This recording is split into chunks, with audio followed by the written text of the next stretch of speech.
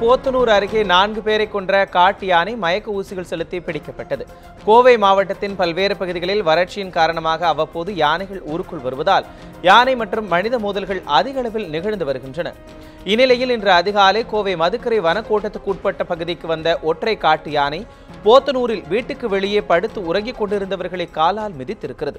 இதில் காயத்ரி என்ற 12 வயது சிறுமி உள்ளிட்ட 4 பேர் உயிரிழந்தனர். இதனையடுத்து 4 பேரை கொன்ற யானையை கும்கி யானை பாரியின் உதவியோடு வனத்துறையினர் மயக்க ஊசி செலுத்தி பிடித்துள்ளனர். ஆனால் அந்த யானை சோர்வடையாததால் அதற்கு மேலும் 2 மயக்க ஊசியை வனத்துறை மருத்துவர்கள் செலுத்தினர். இதையடுத்து நீண்ட முயற்சிக்கு பின்னர் அந்த யானை லாரியில் ஏற்றப்பட்டு ஆனைமலை புலிகள் காப்பகத்துக்கு கொண்டு செல்லப்பட்டது. இந்த யானை காயமின்றி பத்திரமாக பிடிக்கப்பட்டதாகவும் அதை கும்கி யானையாக மாற்றுவதா அல்லது காட்டுக்குள் விடுவதா என்பதை வனத்துறையினர் ஆலோசித்து முடிவெடுப்பார்கள் எனவும் கால்நடை மருத்துவர்கள் தெரிவித்துள்ளனர்.